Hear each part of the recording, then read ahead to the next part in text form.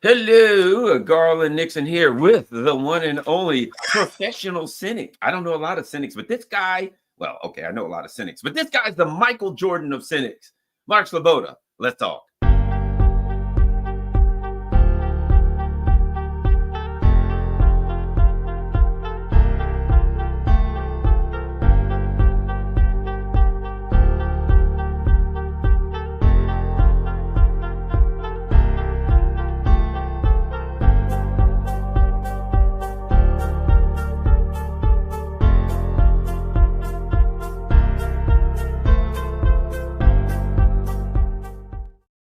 Yes, that's right. Ladies and gentlemen, we have the Pele, the Wayne Gretzky, the Michael Jordan of cynics, the one and only Mark Sleboda. Welcome back, Mark.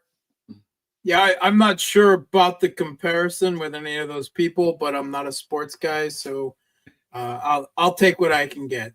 Garland, thanks for having me. It's always an honor and a pleasure to be on the show. All righty. Oh, you look so excited, Mark, today. But how about I'm the Jack Kerouac of cynics? How's that? That's possibly missed that. Who's the great? We could go with a great chess player, maybe. I don't know. At any rate, all right, let's roll. Before we get started, something that I think I'd say before we get started, but we're, I guess, technically started. But I'm going to throw something out there. We've got lots to talk about as far as on the war fronts. But Joe Biden, after telling us for many, many months that we were told that Donald Trump is a liar and Joe Biden is a decent man. A decent man, the exact words they used. An honest man and a decent man, notwithstanding his history of being the opposite. But okay, we were told that. And we were also told there was no consideration that he would pardon his son for the recent convictions. Well, for some reason, Joe Biden chose the date, the most sweeping pardon we've ever seen in this country, probably. He chose the date, January 1st, 2014. Everything that Hunter Biden may or may not have done between January 1st, 2014. And now, when there was a completely organic coup, a change of government in Ukraine, which certainly the U.S. had nothing to do with. And, needless to say, because of his expertise in both Ukraine and the gas industry, Hunter Biden was chosen to help run Burisma and really straighten things out. But for some reason, Joe Biden decided to go back to January 1st, 2014. Mark. I think you're suspicious. Go ahead. Yeah. So I understand Hunter Biden does have some expertise in straightening, measuring things out, like with M&Ms, evidently. I'm not going to say more there. If you know, you can start forever, right? Okay. Yeah, I mean, it wasn't so long ago that Joe Biden tweeted that no one is above the law, right? Except for his own corrupt crime family, evidently. They're above the law. And doubtless Trump and Elon Musk and others had a lot of fun with that. I mean, that's not to say that Trump and Elon Musk aren't also corrupt and venal, but they all are, right? It's impossible for a U.S. president to be otherwise, as far as I'm concerned. So, I mean, this should be a splash of cold water in the face of those who think that Joe Biden is some type of moral character. I fail to understand anyone who can have that assumption. But to be perfectly honest, my own retired, solidly Democratic parents and retired to Florida, seem to be of that Joe Biden is the shining city on the hill type, but they're so embedded in partisan politics but maybe that's typical of Americans. So, the Americans that want to ignore that news will ignore it. And those that want to make a deal out of it as if their own candidate isn't also a corrupt F, will as well. So, I mean, that's American politics. Certainly the choice of January 1st, 2014 is meant to cover the entire period of the openly U.S.-backed Maidan putsch in Ukraine, and Hunter Biden subsequently gaining a no-show position on the shady Kiev regime energy company Burisma, of which he evidently netted a million a year salary for never showing up and never, saying or contributing anything, simply because he was the wastrel son of Obama's effective, viceroy of the new Kiev regime in Ukraine, which is exactly what Joe Biden was. I don't think that there's any real damage there, anything that can be brought against Hunter Biden. I mean, if Burisma chose to do that, that's a matter of, if there was any actual functioning judicial system in Ukraine to examine that corruption. But I think this is more meant to cover Joe Biden's bony, senile butt, right? Because obviously this is a huge conflict of interest for him, and he is preventing any type of case in the future that might be brought against him over that. I think that's the real. This isn't even so much protecting his son as it is protecting himself. Probably both, but I the date right there specifically says to me that Joe Biden doesn't want to have to answer any questions relating to his son's role in Ukraine, while he was the one overseeing the new putsch regime. And as Victoria Nuland and Jeffrey Piat once spoke of Joe Biden, getting him in there to midwife this thing and giving an attaboy to Klitschko and others. Well, yeah, other than that, yeah, it's unfortunately American domestic politics. It's sordid and corrupt, and after you read it, watch it, whatever, you feel you need to take a bath to cleanse yourself. But there it is. Well, the other thing that's interesting is, if I were Trump, I'd be asking some questions. Let me tell you. Trump made a phone call to Ukraine, apparently talked to Zelensky and said, I think the Bidens are up to no good. Somebody needs to look into it. And he got impeached. They impeached Donald Trump because he stated, because let's just say he had a firm grasp of the obvious. Then Rudy Giuliani, now there's a guy that would take money from anybody that's handing it out, but he went to Ukraine to look around to try to get some evidence to, I guess, get Trump off the hook and make sure. What did they do? They charged him, they sued him, they did it. They went after everybody who tried to either imply, Trump and everybody around him who tried to imply the obvious, that the Biden family was doing influence peddling in Ukraine and filling their pockets. And you impeach the guy. I'm not a Trump fan, but I believe in justice for anybody. You know what I mean? You don't go after somebody. They went after Trump. They did all this crap. And now it comes back. In the end, it's like, there's nothing going on in Ukraine. We didn't do anything wrong. But just in case.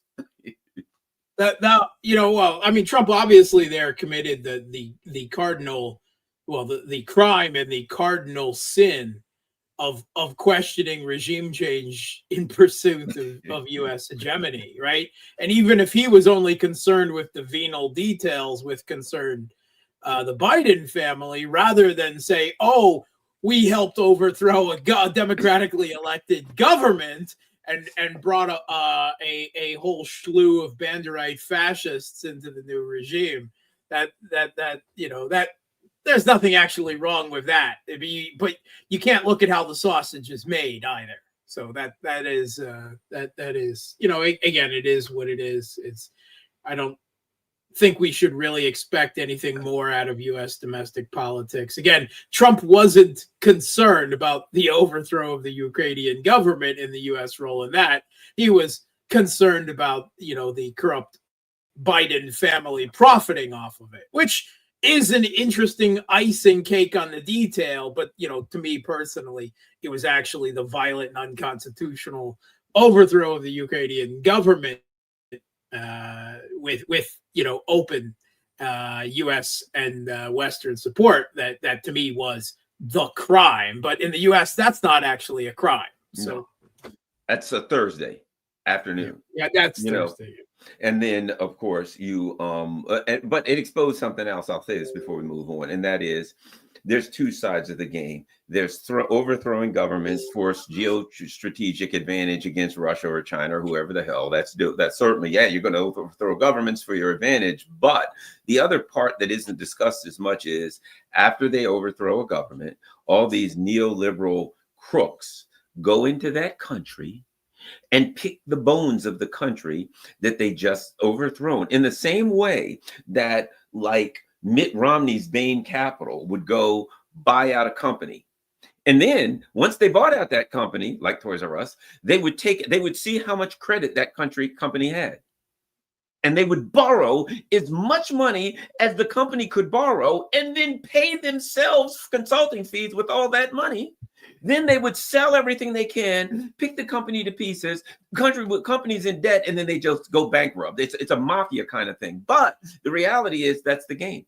And when they overthrew Ukraine, BlackRock buys all of the wheat fields, other companies come in, they sell everything out, they buy everything, they steal every dime they can. They're going to use the country for geostrategic advantage. But the part that isn't talked about is people like Amos Hochstein, who quit the Obama, was a member of the Obama State Department, who quit and did the same thing as Hunter. He went to Naftagaz and went on the board. So they're like, oh, we got a new country. All right, everybody, let's quit. We got to go over there and pick the bones. That's the part that's never really talked about in the regime change operation, that these criminals then go in and personally enrich themselves through graft and corruption. Yeah, that's the classic historical reality of to the victor go the spoils, right? What a lot of people get wrong is they put this looting of the countries involved as the principal motive. It's not the principal motive, right? That's the icing on the cake. That's the side benefits that come with it. And they're going to feast on it and pick the bones, like you said. The purpose is high geopolitics and power. But the money that goes with it, I mean, that's just the icing. That's the veins of fat in the piece of steak, or however you want to refer to it. And I think that I certainly don't agree with everything she's ever said ever, but Naomi Klein actually wrote the Bible on this, the way this disaster capitalism works, because this is just another example of that in her already several decades old book, The Shock Doctrine. But if anyone really wants to understand how, whether the disaster is an actual disaster, a natural disaster, or a man-made disaster of regime change or some other political or economic catastrophe, there is a whole industry in the United States, waiting to pick over those bones and profit from it. She examined, the previous cases of the Rose Revolution in Georgia and the previous Orange Revolution in Ukraine, back in the early 2000s, to show how this functioned then. And it's actually just shocking how much of a repeat all of this was of that. Yeah, and I'm glad you brought up Georgia, but basically it's like a mafia guy comes to me and says, hey Garland, you're a hitman, I need you to go rub this guy out because he's in the way of us making money, or he's, you know what I mean? So for a political, economic, whatever advantage, the mafia boss says, I need you to rub out Dave. And I go over there and I shoot Dave, and I'm like, well, he's laying there, hell, he ain't gonna be needing that Rolex. I take his Rolex off, a diamond ring, let me look through, oh, I mean, he's got $5,000 in his pocket. I killed him, I'm already getting paid 20 grand by the mafia for the hit.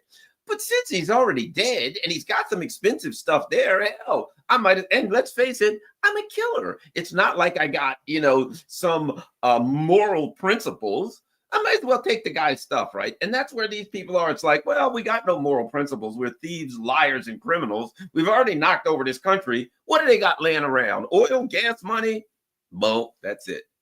Yeah, well, on top of that, you know, it's also the crime lord's, you know, nephew who runs the cleanup business that will take care of that, right, as well. So it's all in the family. It's all in the family. Exactly. How about now? You know what? I'm glad we started talking that, because I almost forgot. You're a guy right there. You're on the inside.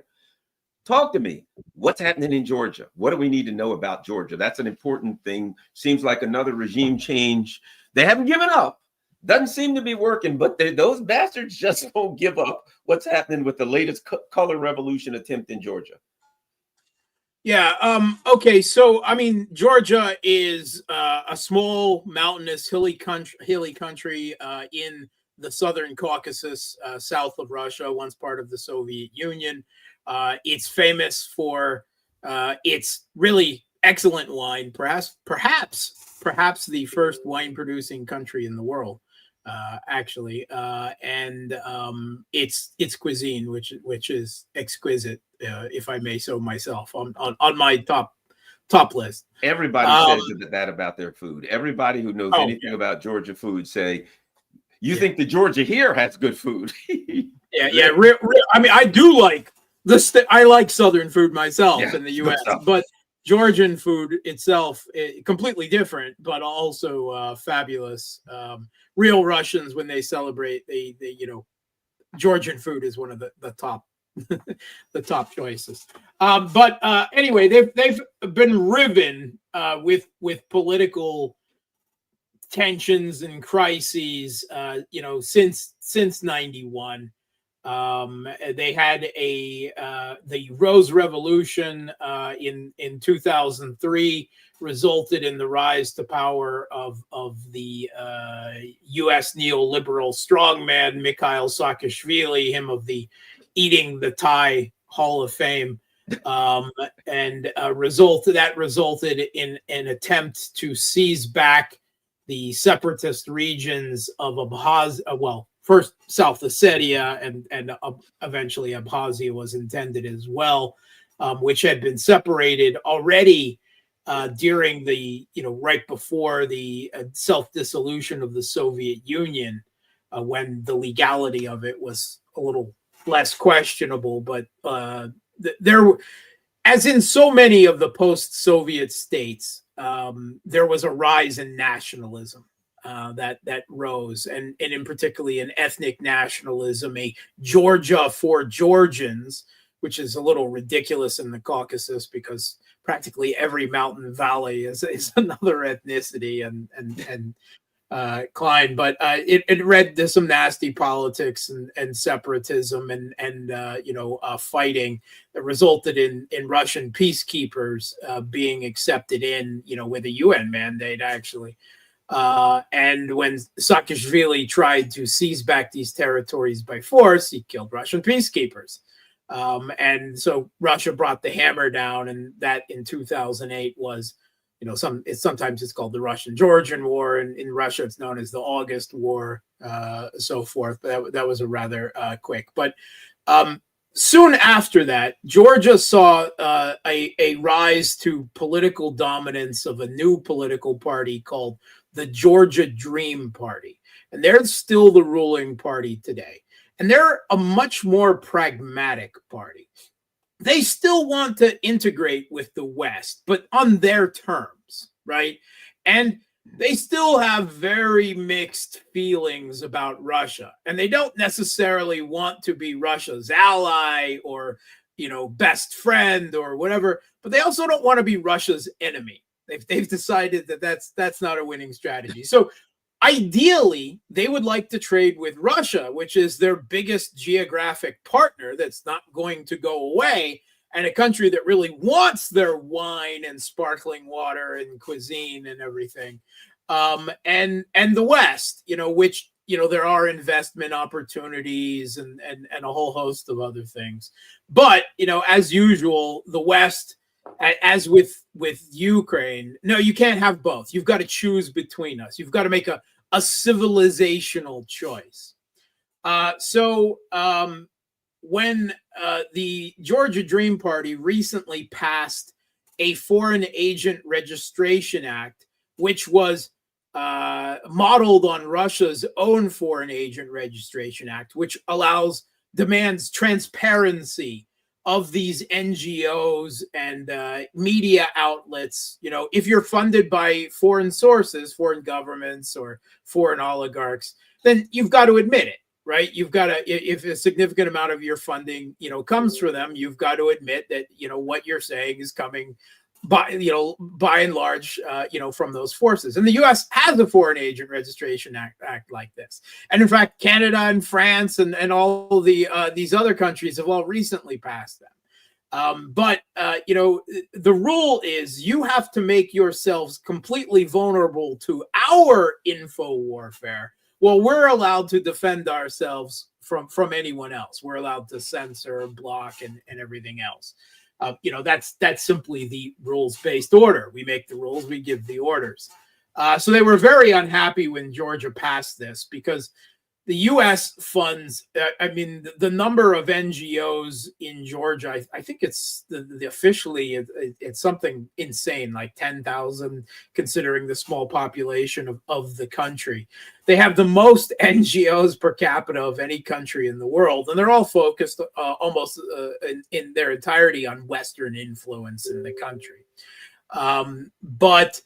And also there was an anti-LGBT propaganda bill similar to, so that young children aren't exposed to it is the idea. Something was passed in Russia. Both of these infuriated the West, and they've started sanctioning the Georgia Dream government and pulling up ascension path to the EU and NATO and all of these other things to punish them.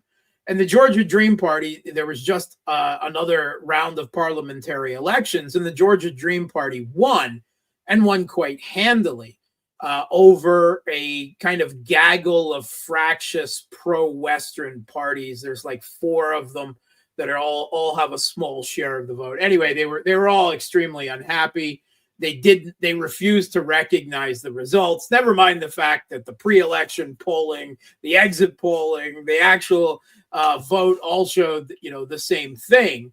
That the Georgia Dream Party. That there's a substantial vote in Georgia for the pro-Western. That has to be said, but they're still, shy of a Democratic majority. Right, the majority of the Georgian people prefer this pragmatic a Georgia Dream government that reflects their own national interests and culture, and keeps in mind that we don't want to end up with to be the Ukraine. We don't want to be the proxies of the West. And the current Georgia Dream Prime Minister Kobakidze, he was quite open that Western officials wanted him to open a second military front against Russia and just hold out until Western hope gets there, right? That's what, and says, we don't want to be your proxies. We don't want to go to war with Russia for you. Or anyone else, right? We may not love them, we've got our issues with them, but they're not going to go away, and we don't want to go to war with them. And the refrain of the Georgian government has been no Maidan, or not another Maidan anyway, in Georgia. Now, the president of Georgia, which is a ceremonial office, it's a woman currently, although her mandate is up on December 14th, actually. Salome Zurabichvili. She actually, until very recently, was a French citizen, and not only a French citizen, she was the French ambassador to Georgia. She took Georgian citizenship simply to become president of Georgia, and lo and behold, is trying to drag Georgia into Western influence and to serve the same role as Ukraine as a proxy.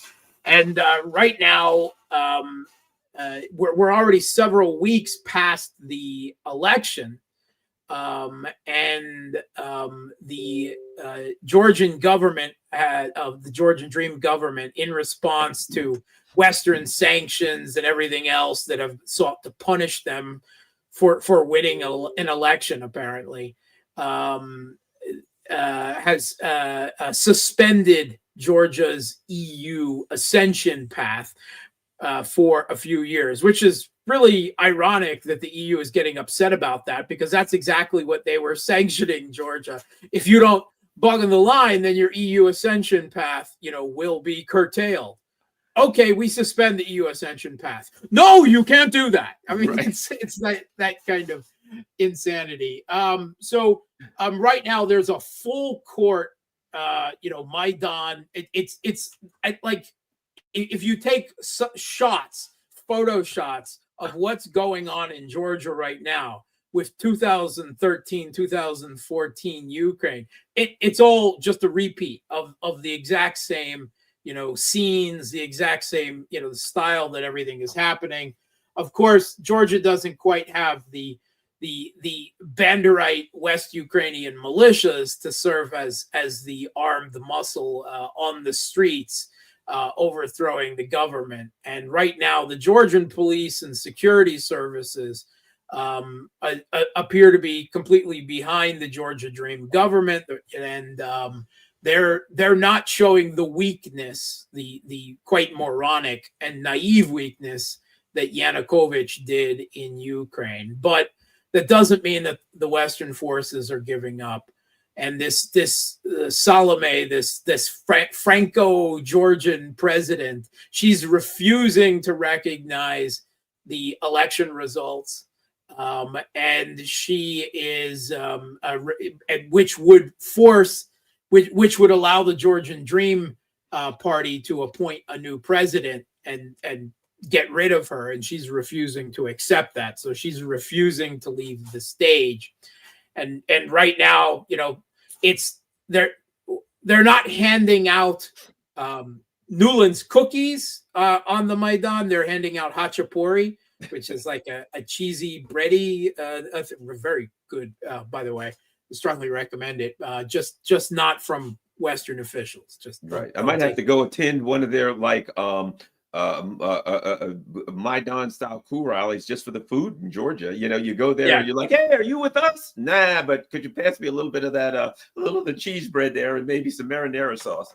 See if we can make something happen. And I'll be on my merry way. If you want that CV sauce, which is like a cold walnut sauce. It sounds weird, but it's actually very good. Anyway, the next time I'm in Tbilisi, walking around with some guys with like EU and Ukraine signs out. Just get them to pass me something good to eat, and then I'll be on my merry way. Don't There's hold it against large numbers of these protesters that are actually from the EU, right? I saw a video report with it was someone affiliated with RT, but he was on the ground there, and he walks up to a group of protesters and starts asking them questions. It turns out they're from Italy, and they're here. They're holding up signs in English that say Georgia is not Russia. And it's all in English. Well, I can't understand. What if they don't speak English in Georgia? I saw all of these pictures, right? And they're holding up English signs in English. This is because it's this is facilitating the regime change for a Western audience, right? This is this is all theater. It's all theater of the regime change sort. But I'm pretty sure that Georgia is not Russia, although a lot more Georgians speak Russian than they do English, it must be said. But neither is it Italy. I got to say that, right? And it's not Russians who are out there protesting one way or the other, although there are some Russian liberals there who left Russia in 2022 who are probably a part of all this. But I'm pretty sure that Italians should not have a say in this as well. Much less actually on the ground and protesting and creating the perceptions of huge crowds and whatnot. But right now, the Georgian Dream government is holding. They're not backing down. They're not giving any signs of giving in or making compromises. But already the sanctions from the West have started, and they intend to, as much as they can, to punish not only the individuals, but they will seek to economically cripple Georgia, to punish it for not making the right choice, right? Which we've seen with multiple, countries in recent years. But that reminds me one other thing, because Romania, I don't think things are going well for the regime change artists and the that want to sacrifice Georgia. Well, we can't sacrifice Georgia. They've been wanting to sacrifice Romania for a long time. And there's a guy, I forgot his name, but it kind of reminds me of Nicholas Ceausescu. I think it ends with like an EAU, something like that. But at any rate, I understand he's not, I ain't saying he's perfect, but I'm saying he ain't thrilled with being another, being cannon fodder for the neocons, and I understand he's leading. Do you know anything about the whole Romania thing? Yeah. So there is a far right. So Romania recently had the first round of elections, and a nationalist. He's Kalin Georgescu. Is he kind of like a what's his name in Hungary down that Orban kind of guy? Would you say? Kind of, right? I mean, this guy is far right, right? Okay, I mean, he definitely has some far right beliefs, but he doesn't believe in this Western support of Ukraine, and they're trying to paint him again, much like with Orban, as some kind of puppet or admirer of Putin, and that's not the case. He's simply a Romanian nationalist who's concerned about Romanian national interests.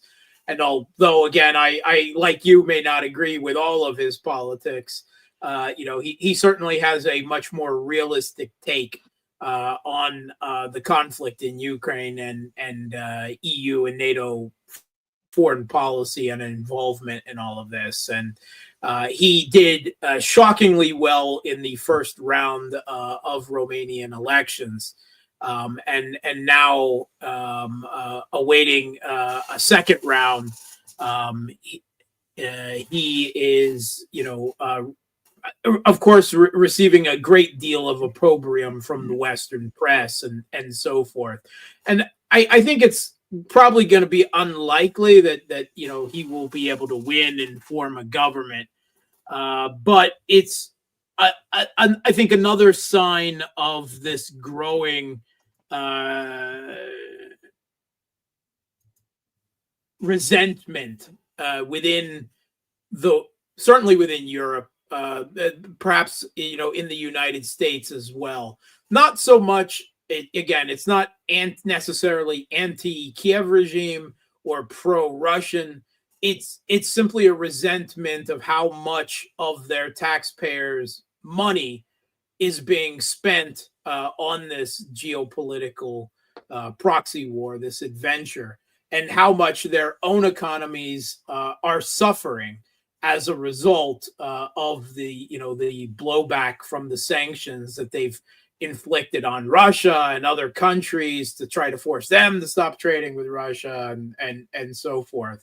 And there may not be a complete understanding in the US or Romania or in Germany or elsewhere, but I think there is kind of a gut understanding that all of this is having a bad economic impact on their pocketbooks, and inflation that you're seeing sweeping the world, has some very, very strong factors that say that this is a big part of that. And now the question that a while back, I heard a lot about the Ukrainians wanting to open a front on Transnistria, and that area over there, there's Russian peacekeeper, there's an area of Russian speakers and Russian ethnic people, and that was a area that people thought may go bad. I know there was a Romanian prime minister before that was all, pro, let's go be the next cannon fodder country. Does this affect, and what does this make you think about the whole Transnistria issue going on over there, and how does that affect that? Yeah, so Moldova is a small country between Ukraine and Romania that is, very much part of the Soviet legacy. It became part of the Soviet Union in the run-up and then the aftermath of World War II. They've got a split population there between a minority, but a very large minority of primarily Russian speakers and Russian focused, and a perhaps just slightly larger percentage of the country that wants to tilt more towards Europe and Romania.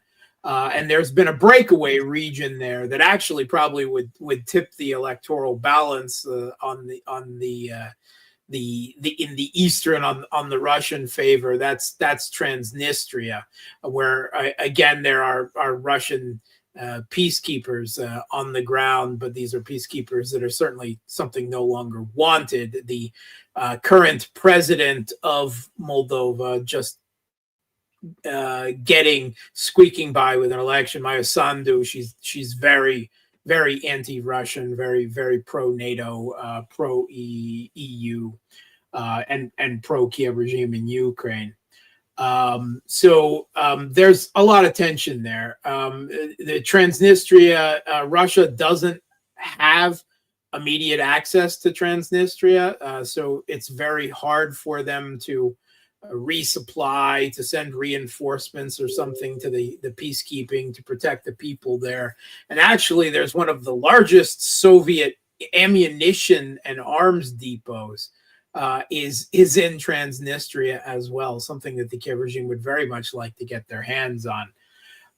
But we've heard in recent days from the Kiev regime's military commander, Syrski, that they're going to launch another offensive. Evidently, that's what they say, at least, because the costly and strategic blunder of the Kursk offensive wasn't enough for them, right? Accelerating the Kiev regime's collapse in South and Central Donbass because of the resources spent on it. But they want to throw good after bad. They want to launch another offensive. And there's a few places where this new offensive, most analysts are saying, could take place. They're looking primarily at 4 areas. One of them is, again, another attack in the direction of the Zaporozhye nuclear power plant, this time across the former Kakhovka reservoir, which there's no longer any water there because of the destruction of the Kakhovka Dam, over a year ago already, going on 2 years, actually. And that will really firm up that ground there in the winter. And there's every possibility there. There's also the potential to launch an offensive again in the north into mainland Russia, into the Bryansk region, or again into the Belgorod region, on either side of the Kursk incursion. Those are both possibilities. And a final possibility would be to horizontally widen, to escalate this conflict into other countries, and that's to attack Transnistria, this separatist region of Moldova.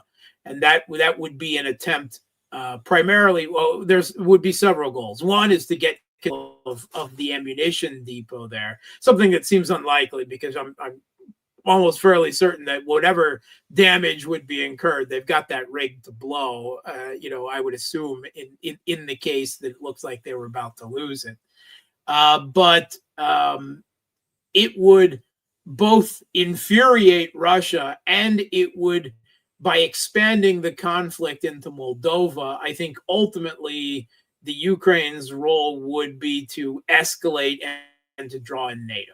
It would be, the conflict expands into another country, and I'm sure the Kiev regime would find some way to blame Russia for their own offensive and so forth. But it would be, again, a call to those NATO countries that are salivating at the bit to send troops in, whether we're talking France or the Baltics or Poland or someone else. This would give another excuse, because then it would be Russia's not just attacking Ukraine, but Russia is attacking Moldova after Ukraine attacked Transnistria, which is part of Moldova. But that's too complicated to think about. So that's a real possibility as well. It's been something that's been floated again and again, for a couple years now as a possibility, and they've come close a few times. I think we have seen some drone strikes and the like in Transnistria, but once again it's being brought up that it is a real potential target of the Kiev regime. And again, the idea is they're losing so badly on the actual contact line, in the east, in the Donbass, and elsewhere, that they're just looking for any way out of the box, because they're losing badly, and they're looking for any way to radically change the dynamic. And ultimately, of course, the goal of any of that is to widen and escalate the conflict to bring NATO in, and this might, if the target is Transnistria, it might be another roll of the dice in that direction. Now, how an incoming Trump administration would view this, of course, is entirely another question, and I honestly don't know the answer to that question, and I honestly don't think that anyone else for certain knows what Trump's reaction to that would be as well. But that's also something that's going to have to factor into the Kiev regime's calculations at some level, which isn't to say that it's a decision that's going to be made on logic, because they don't seem to operate on logic or strategy, but rather by some kind of amorphous information war, the war in their head that they're fighting and winning, as separate from the actual war on the ground that they're losing. Speaking of other fronts that have been opened, I did speak with Latham Aroof this morning about Syria, and we talked about it from the, a lot of it from the perspective of the people in the Middle East and how they're viewing it from his seat in Beirut. How the Middle Eastern and the Muslim community is viewing that. Now, let's talk about it from the perspective of Moscow. Although he did agree, certainly. He said, yes, the part of this is opening another front against Russia. Part of it is this desperation. Oh, Trump may be in, so we got to cause some more problems. And I think it's going to be a long and very difficult couple months. I feel like they're going to do, God only knows what they're going to do in the South China Sea, that these people, we got a couple of months. I'm not saying that Trump is the second coming of FDR or anything by any stretch of the imagination. I'm saying the neocons see him as a guy who may get in the way of some of their wars. Whether he will or not, we don't know. But they're freaking out now. Talk to me about Syria. What's happening there? What's Russia's doing there? How you see this current conflict, this escalation, this new front, whatever you want to call it. Yeah, so what we've seen is the Hayat Tahrir al-Sham and the other 31 flavors of jihad that are within northern Idlib, where they've been kind of frozen and contained since 2020. They've rested. They've probably vacationed. They've been armed and trained, and they have now gone on a not completely unexpected, because there were actually Syrian analysts that I know that were screaming about this, but to those who haven't been paying attention, at least, a surprise offensive that evidently led to the collapse of Syrian defenses in Aleppo, the region, but also even Aleppo city itself, Syria's second largest city, which is adjacent, to the mountainous Idlib territory. And it's important to note that this is all backed up by Turkey, right? Right. The U.S. certainly has a role in instigating this, right? This is to their geopolitical benefit, opening a second front, not just against Russia, but against Iran as well, because Syria is an ally of Russia and Iran. And certainly the Ukraine the Kiev regime has had a role in this, some training, some transfers of technology. They've hired some jihadists, all going back to 2015 to fight in Ukraine from former ISIS forces and the like. I mean, that's been openly discussed in the Western media. The Sheikh Mansour battalion, the Dudaev battalion, but also they've sent some training and some drones the other way as well. But really, this is Erdogan's game, right? This is he may have listened to the U.S. encouraging him to do it. They may have promised him something, but this could not have happened without Turkey. This is all Turkey. These Hayat Tahrir al-Sham, they get their supplies, they get their arms, everything from Turkey. And aside from Idlib, Turkey already has occupied a large swath of northern Syria, sometimes nearly 30 kilometers deep along the entire northern border, where all of the rest of the Islamists and jihadis that didn't join Hayat Tahrir al-Sham, which is Al-Qaeda, Turkey formed them into a proxy force from the Syrian civil war that they now call the new Syrian army, or the Syrian new army, or some ridiculous thing like that. And if Hayat Tahrir al-Sham are all Salafist Wahhabists, the more directly Turkish controlled Syrian army is Islamists and jihadists, right? Maybe with the Islamists, the Sunni Islamists, but perfectly allied with all of this, and they've been participating in this attacks as well. Turkish artillery backing them up. Now, a part of this is because Erdogan felt that he was basically ignored for the last few years by Russia and Iran and Syria, and he's like, well, I'm camped out here in northern Syria, you're going to have to make accommodations for me. Okay. Okay, you can keep those Islamists. And Turkey, this is very difficult for Turkey, right? First of all, Erdogan has to keep all of these jihadis on the Turkish payroll, right? They have to be paid. There's 100,000 of them or so, right? Maybe more. And supporting Hayat Tahrir al-Sham as well, and Idlib to a certain degree. And there are millions of Sunni refugees, often the families of these Islamists, militants, that are in Turkey, and they're a drain on the Turkish economy, and they're often taking jobs, they're involved in crime. And if there's one thing that all of the political forces in Turkey agree on, is they all want these Syrian refugees gone.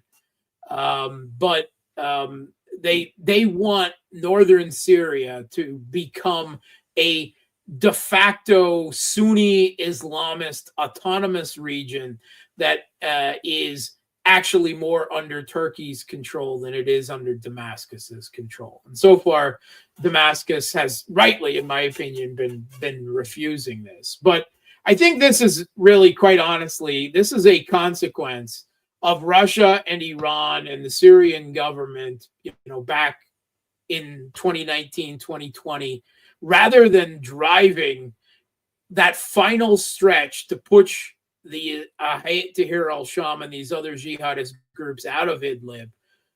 They they stopped and they cut a deal with Erdogan. He froze the conflict, and he froze it until it wasn't in his interest anymore. Now he sees a window where Russia looks like it's going to win in Ukraine, but they're still occupied there. So he's exploiting the situation, and he wants to have his mark. He wants to have his pound of Syrian flesh, and he wants it officiated. That's what he wants. And what's interesting is that the Russian state media is completely ignoring Turkey's role in all of this. In fact, they're actually, Erdogan is like, saying, I have nothing to do with this. It has nothing to do with me. Oh, but if only you had listened to, Syrian Sunni Islamists' legitimate demands, then this terrorist group, Hayat Tahrir al-Sham, wouldn't have invaded. Never mind the contradictions with that argument. But Russia and to a lesser extent Iran appear to be playing along with this in the hope that they can drive these Islamists back and then, basically refreeze the deal with Erdogan. I find this all very distasteful and ultimately self-destructive. I think I understand that Russia has a complicated geopolitical relationship with Turkey, as the West does, right? As well. It's too important a geopolitical pivot country. It could swing west, it could swing east, it controls the access to the Black Sea, the Montreux Convention, the Dardanelles Straits, and it's a very important geopolitical pivot country. And long ago, Russia and Turkey, they came to an understanding where we're going to continue to trade with each other and have good relations on that, even if we are literally geopolitically fighting each other, either with proxies or directly, in Syria, in Libya, in Azerbaijan and Armenia, and now in Syria again. And it's very hard for a lot of people to wrap their heads around. But ultimately, they're trying to manage their geopolitical difficulties and avoid it becoming some type of direct war between the two of them. And Erdogan is simply taking advantage of that. Again, I think he's pushing it too far. And I think that Russia and Iran should both avoid direct war with Turkey. And I understand the economic importance of the relationships that are there and the geopolitical position. But at the same time, Erdogan is obviously willing to take this separation of the economic from the geopolitical to a aggressive extreme, while Russia and Iran are playing passive on this. And that's a mistake, I think. I think the only thing ultimately that Erdogan understands is strength, is power, and he needs to have that demonstrated to him, even if trade continues while it's being demonstrated to him. And I certainly hope that the Syrian army recovers itself with Russian and Iranian and Hezbollah and other support here again. I will notice one of the things I've picked up in the last 48 hours is the Iraq, which is now, of course, more aligned with Iran because it's a Shia majority country. The popular mobilization units, these are they're Shia militia, but they're essentially an army, right? Yep. They're more than some ragtag militia, right? They've got tanks and artillery and everything. They have received a lot of training and officers and support and supplies from Iran. And they were actually instrumental in driving ISIS out of Western Iraq. They have organized again, by the reports I've seen, there are 10,000 or more, maybe up to 30,000 of them that are organizing and beginning to move into Syria. But as they're doing this, the U.S. is bombing them. Right, they're conducting strafing runs with A-10 gunships. I've seen reports of Reaper drones over the area. So they're essentially acting as Al Qaeda's air force here. Again, And they're killing Iraqis as they cross the border. These are Iraqi Shias, with Iranian support. Also, it must be said that they're also officially a part of the Iraqi military, although it's kind of an unusual structure. But that is the clear, if you need any clear indication that the U.S. has their hands in this, that it's not just Turkey, that should be it, right? It's a mess. The reality is that the Syrian conflict was never ended. It was just frozen. It was left as a three-way Mexican standoff, right?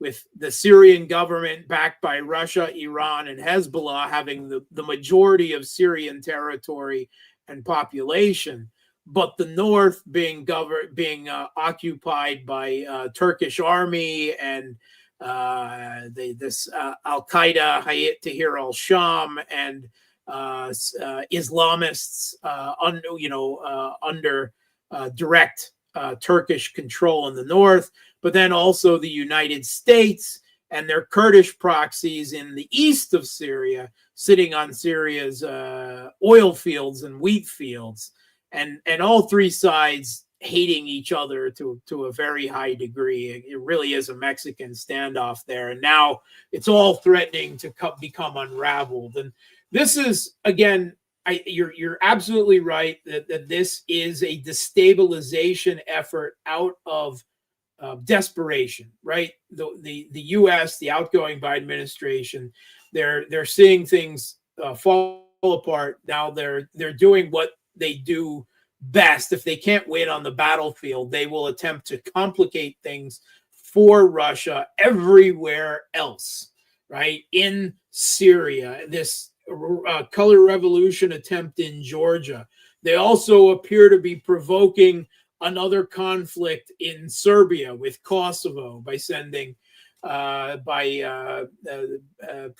sending security forces into Serb majority northern Kosovo, where they're actually, by a UN resolution, not supposed, forbidden from operating. But all of this is obviously being done to set Russia's, realm of influence, if you will, afire, out of spite and out of, they don't have it. If they can't win on the battlefield, they'll destabilize everything they can for Russia. Let me ask you this before we go. Europe, you got a couple of things going on. You've got the UK. I've been following. Somebody started this document for people to sign on, saying they wanted to get rid of Starmer, and like millions of people have signed on. It's very unstable. Okay. The Volkswagen and Germany are in a world of deep serious trouble economically. Certainly what's happening in Germany is going to happen in Germany. Everybody's been saying you're being deindustrialized, guys, and they're starting to finally feel it. And of course, in France, they got problems. Their government's collapsing. The president that was put in there against the will of the people, that ain't working so well. Seems like they're having some problems with democracy in the European theater. Yeah, there's a lot of political unrest. The thing in the UK with this petition, because that's essentially what it is. Yeah, that exactly. means nothing. That means nothing. Right. It might be, if you wanted that Starmer is unpopular, but that it's just an indicator. British elections and politics being what it is, the British Prime Minister is always unpopular with about 2/3 of the country, right? That's the reality of British politics and elections. So I don't think that really is that might be the most stable European country at the moment. Oh God. Which is maybe saying something. But yeah, Germany is in a political crisis. They're facing snap elections.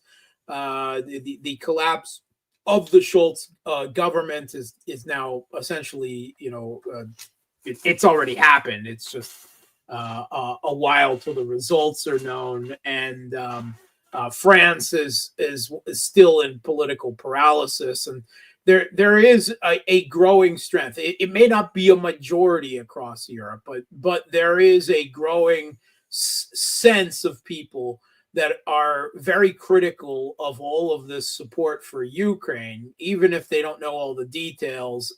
There is an understanding, a gut understanding that it's having a rather other than just the taxpayer euros or dollars or whatever being spent on this, that it's economically they're suffering for it as a result of Western sanctions on Russia, their blowback. There's an understanding that growing in Europe, and it may not be a majority across the continent yet, or in individual countries, but we Slovakia is another defector from this, that under Fico has strongly joined Hungary within NATO and the EU as a voice of objection to all of this, and there is potential for others, Germany is set up.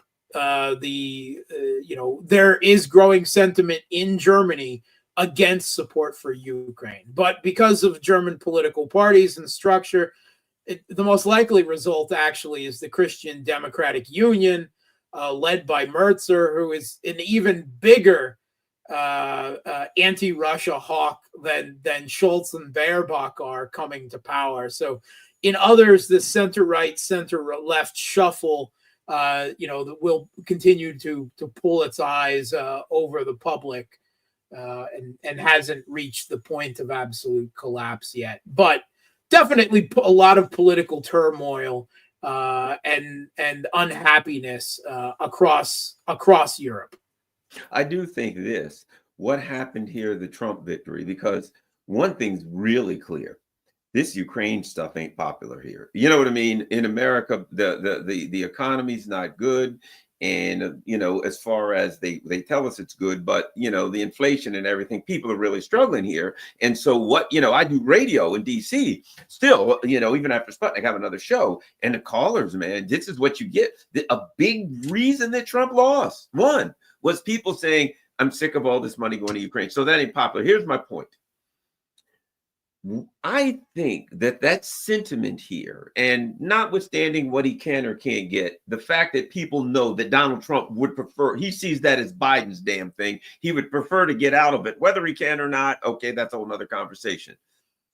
The sentiment turning against it in the United States, clearly and obviously. Do you think that's, what's the word? Giving some political cover for those in Europe who have kind of had it with that scrap too? That it's, you know what I mean? You know what I mean when I'm saying that? It's kind of giving an opening for the people who maybe before were like, oh my God, we can't come out and say we're opposing this because we'll get crushed. And knowing that the Biden administration will call, their leaders and say, crush them. Okay, I got it. What do you think? Yeah. I have to admit, Garland, I think that the strength of that anti-Ukraine sentiment, support for the Kiev regime in Ukraine and the U.S. can be overblown. I have seen some recent polling showing for the first time that a bare majority of Americans, some 51%, would like to see aid to Ukraine reduced or curtailed. That still leaves a lot of room there. It's still very much a partisan issue. There's still a lot of Republican elites and at least a portion, even if it's the minority of the base, that don't agree with where a lot of people assume Trump is because of campaign rhetoric on this issue. I think it could go either way. If Trump really does firmly decide to go against the deep state, to go against, both parties in Congress, and de-escalate, and even if you can't bring peace, just to de-escalate the U.S. role in Ukraine. He now has at least a bare majority support for this in the United States, but it's very thin. At the same time, if Putin says no to his deal, which I pretty much assume he will, that there's no deal that the president of the United States can offer Russia that would satisfy them in this, simply because of the nature of the office. And what will he do when Putin says no? I think that the neocons he's hired all around him will whisper in his ear that you have to, if you want peace, you have to show strength. You have to escalate to de-escalate. And I think that if Trump was convinced by this, if out of a fick of Pete, or and he'll say that, well, I tried, but Putin said no. He's allied with the Chinese Communist Party. He's allied with the mullahs in Iran. We're going to have to force him. And I get the sentiment that a large part of the Trump MAGA base would get fully behind this, because it's not a matter of principle for the majority of Trump supporters. For a minority, and probably for some Trump supporters out there watching this right now, it is an issue of principle, of foreign policy, and they're issued about this. But I think even they know that they're probably a minority as far as Republican voters go.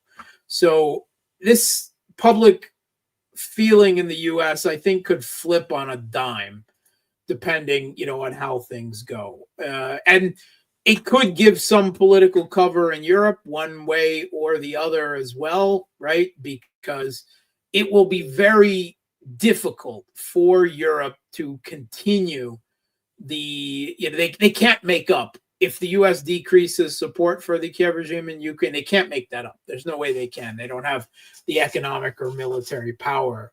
They might try to continue it, but it will get increasingly difficult for them. And then eventually, maybe a year down the road, it will be called more into question as throwing good money after bad. But right now, at least the EU elite, the leadership and power in all these countries, they're promising to double down. I mean, they're literally talking, sending their own troops now. There's supposedly, according to Russian intelligence, plans floating around to put 100,000 European member NATO troops down in Ukraine. I don't know where these troops would come from or what they would be armed with. Where would they get artillery shells? I don't know these things. I think it would primarily be a human tripwire force. It doesn't certainly make any military sense. No. But everything is still up in the air. And yes, what happens in the U.S. is going to affect everything to a degree, except maybe Russia. I don't necessarily know that it will change Russia's calculus at all. But at the end of the day, we still don't know what the Trump administration is actually going to do. And I don't know, all of those neocons that Trump has now apparently willingly gathered all around him. There were lots of excuses in his first administration. Oh, he was forced to hire these neocons. Well, no one can say that now, right? He hired all these neocons of his own accord. And they don't give me a whole lot of faith that Trump will in any way substantially change U.S. policy towards the conflict in Ukraine. Let me throw a different perspective at you, and then I'll get your thoughts on that. Okay, here's my perspective from ground zero here in the U.S. Number one, having worked in the mainstream media and talked to major polling people, right? I never trust these damn polls. These are the polls that told us there was a 93% chance that Hillary would win. There is that. It was neck and neck with Kamala Harris. It was going to be there. Of course, she got obliterated, which certainly people I predicted she's going to get obliterated, right? So I was told this by a person whose name I won't mention because people would know who he was. Well, Garland, it depends on who's paying you to do the poll. Yeah. Right. And if the poll doesn't come back like we want, we'll keep making the phone calls and we'll run it until the person who's paying for the poll gets a number they can live with. And we'll have sometimes 10 or 20 different, where we call 2,400 American people. Well, we called 24,900 because we had to do it 10 times until we got the number we wanted. My opinion is, no, the numbers are very different. Very different. I'm telling you, from being here, this is not, the Ukraine thing ain't popular, number one. Number two, in the Trump sphere, it's thumbs down. Not only they're opposed to it, they know the whole thing. When you talk to the MAGA people, they'll talk to you about the Maidan coup, about Victoria Nuland handing out cookies. They know the whole thing, and they're like, they hate Biden, and this is Biden's thing. And they're pissed because Trump got impeached because he called with Zelensky, so the MAGA people despise Zelensky, despise him. They want it over. They don't give a crap what happens to him in the Trump sphere. And Donald Trump is a guy, I got to say this, for all of his weaknesses, his political inclinations are pretty strong in that he understands the important. He's tight with his base. He always listens to what his base says, and he may stray from it, but he keeps his base. And the Trump base hates the Ukraine thing with the flaming passion. They see it as Russiagate.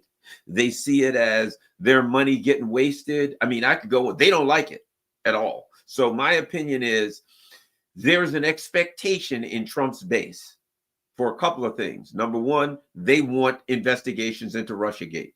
They're pissed off because that's their guy and they know that it was crooked. Number two, they want the Ukraine thing done because they've been studying it. They've been listening and they understand and they hate Victoria Nuland and the cookies and all that crap. They know the names, you name it. So from being here, his base is looking at him saying, we don't like this. And I think he's going to have a lot of pressure to do it. I'll say this about Donald Trump too, also.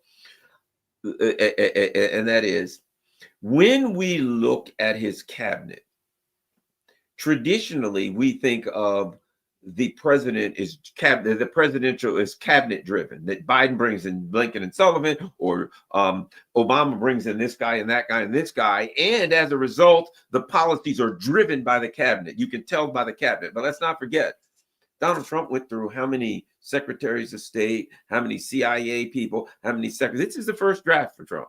You damn sure tell you this, his Secretary of State, his Secretary of Defense, he'll go through 2 or 3 of them. That's a given with Trump. Trump policy is driven down from Trump rather than up from that. So normally I look at the cabinet and say you could tell a lot of a biased cabinet, but he fires his cabinet every 6 months. So with Trump, I don't think it's the same, but I do think this, don't pay attention to that poll, Mark. I'm telling you right here, Ukraine is, I'm here, and I do radio and I listen to the calls and I listen to the stuff. Ukraine ain't popular here. Whether he'll be able to get out of it, I don't know, but his people want him out and they expect him to get out. Now, I don't know. So I'm just throwing you that from a guy who's in the DC area, and I got my ear to the ground, and you ain't got to put it to the ground to hear the fury against Ukraine, particularly from the Trump sphere. Yeah, you got a very fair point about the polls. We saw how screwed polls are in the U.S. Once again with predictions about the recent election and how off they were and everything. But if the polls are, then we're just whistling in the dark, and it's all about feels and vibes. Yeah. And all my friends and all I talk to. So we'll just have to watch how things play out then. I guess. I can just tell you from the Russian perspective here, it's, they've dealt with Trump before and they don't expect anything to be substantially different. If they are, they'll deal with it then. I guess. Can I throw one thing at you? One thing that's going to be, thing's for sure, there's going to be major internal battles. The U.S. government is going to be tied up with some massive internal, you know what I mean? The machine versus Trump versus people he wants in. They're going to be very much distracted by an internal, people talked about that. Well, there'll be a civil war. Well, let me tell you something. The American people ain't going to be putting on blue and gray uniforms fighting each other. I think the real kind of uncivil war is the machine is going to be internally battling it out, man. And which will be a big distraction for foreign policy. I think there may be something to that there, because these people that Trump hired, right? Even when they're neocons, they're not like the A-list neocons. Right. They're like the B or C-list neocons that may personally have more loyalty to Trump necessarily than, say, an idea. With Rubio, of course, being the obvious exception there. But it does seem that Trump is maybe more internally focused on a war against the Washington, D.C. establishment, the bureaucracy, and trying to put in people who will owe more to him than they do to these institutions. And if the U.S. becomes embroiled in some type of inner, I don't believe in a civil war, but a bureaucratic war. Yes, that's it. Well, that could be, certainly to the advantage of the rest of the world. We'll have to see, how that plays out. But the perspective from here is, so you've replaced one a-hole with another a-hole, and we'll deal with that a-hole. Well, you guys got to get what you got to get. The other thing is this. A big driver of the driver of the anti-Russia sentiment, the driver of the neocon sentiment, the driver of the anti-Trump sentiment, of all of that is the media. And our media is in disarray. MSNBC, CNN, their ratings are crumbling and crashing. And the numbers online, I just noticed mine. I could do, a show about puppies and get 1,000 people watching now. Why? Because nobody's looking at that crap anymore. They're turning on to see. They want to see you. They want to see the Duran. You know what I mean? They want to see what's the guy's name, Nemo, and neutrality studies. There are people out here that are making some sense and that are bringing people, whether you agree with them or not. At least they're honest actors in their discussion. And man, people, it's not going to be as easy for them to brainwash the people with lies now that they're walking away from the MSNBC, CNN of the world. And the Democratic Party and the neocons is in complete disarray. I'm telling you what, this Hunter Biden thing, you got like Nate Silver, Mr. Genius, who's always wrong with the polls, say, I don't know how I could ever vote for a Democrat again.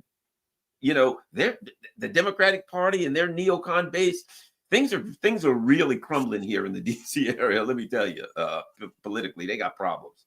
Yeah, there's a complete loss of faith in the U.S. with the mainstream media. That is clear, right? Now you do have partisans on both sides, right? Those watch Fox News or MSNBC, but increasingly, I think there is actually a majority that are either tuning out or tuning into, Joe Rogan or anything else out there. Jimmy Dore, the Duran. You name it. Yeah. They're going on YouTube. And actually, both John Kerry and Hillary Clinton have spoken about that recently and referred to it as a major problem, as it's making governance in the U.S. Impossible because people are essentially living in different information realities. I'm not so sure that any of it is actually reality, but in different bubbles of reality anyway. That's simply actually a logical conclusion of the growth of the internet, of the medium. And at the same time, this increasing polarization, this politicization of the media on both sides, obviously far more of it liberal than right wing. But it certainly there are champions on either side, but that's turning a lot of people out and causing a lack of faith, and I think rightly so. But it's a phenomenon that is seeing its height in the United States, but potentially has repercussions for the whole world. Even here in Russia, I think there is a growing number of people who are getting their news about the conflict in Ukraine. Those who are very much interested in it, at least, not from state media. Not that I think the Russian state media is doing a terrible job, but it's still state media. But tuning into these war bloggers, as they called, or Telegram channels with their own journalists and so forth. So the U.S. may be experiencing it to a heightened degree to everywhere else right now, but I think it's a global phenomenon. It's kind of a logical end point of the proliferation of the technological platform. Yeah, I think you're right. The numbers are astounding. I know when I was with some people and we did that election night thing, and we had 23,000 people watching at one time. And I'm like, holy crap. YouTube said they had 45 million people on election night. I mean, that's like better than Super Bowl numbers, right? Huge numbers. That's more than the mainstream media had. So I look at it as a good thing. And we're going to keep up the good work. Mark Sleboda, where can people find you online? You can find me on Twitter, X, whatever Elon Musk calls it now, at Mark Sleboda 1. And you can find me on both Telegram and Substack at The Real Politique with Mark Sleboda. All right. Thanks a lot, everybody. Follow Mark Sleboda. He does a lot of good stuff. And when you follow him, his interviews and the things that he's doing out there, you put this stuff on your Substack, right? Yes, on my Substack and Telegram, yes. Great, because he does a lot of interviews, not just here.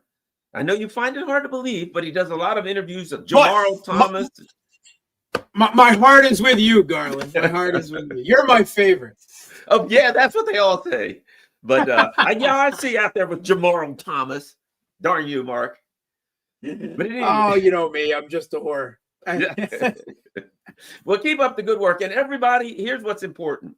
We got now 928 people. That means 928 likes. Everybody should subscribe. Follow me on Rockfin and Rumble. And of course, 928 people. I'm sure you have X or Facebook or some kind of other accounts. Please, everyone, share this on all of your social media accounts. If you can afford to donate, you see everything scrolling across the bottom. Donate. That'll help the channel. If not, just take care of your family, enjoy the holidays, and share this on all your social media platforms. We're out.